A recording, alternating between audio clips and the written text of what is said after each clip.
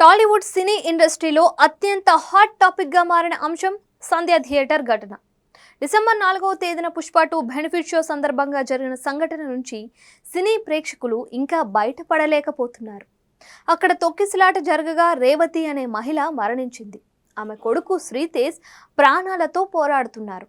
ఇదిలా ఉండగా గత వారం రోజుల క్రితం శ్రీతేజ్ ఆరోగ్య పరిస్థితి మెరుగుపడుతూ ఉందని, అవయవాల పనితీరు మెరుగుపడింది అని వైద్యులు తెలిపారు. కానీ ఇప్పుడు మళ్ళీ శ్రీతేజ్ ఆరోగ్యం క్షీణిస్తోంది అంటూ వైద్యులు ఆందోళన వ్యక్తం చేస్తూ ఒక అప్డేట్ వదిలారు.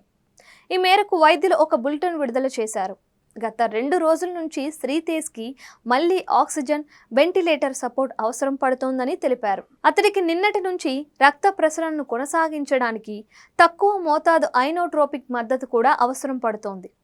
పీసీఆర్ నివేదిక ప్రకారం అతనికి యాంటీబయాటిక్స్ శనివారం నుంచి మార్చబడ్డాయి. ప్రస్తుతం అతడికి ఎటువంటి జ్వరం లేదు. నాసోగాస్ట్రిక్ ట్యూబ్ వెల్ ద్వారా ఆహారాన్ని తీసుకుంటున్నాడు. అతడి నాడీ సంబంధిత స్థితిలో ఎలాంటి మార్పు లేదు అంటూ వైద్యులు తెలిపారు. ప్రస్తుతం ఈ విషయాలు ప్రజలను ఆందోళనకు గురిచేస్తున్నాయి.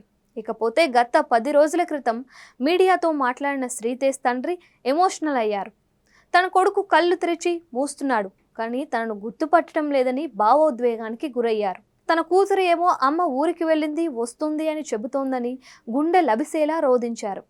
తన కొడుకు ఆరోగ్యంగా తిరిగి రావాలి అని ఎంతో వేదన వ్యక్తం చేశారు.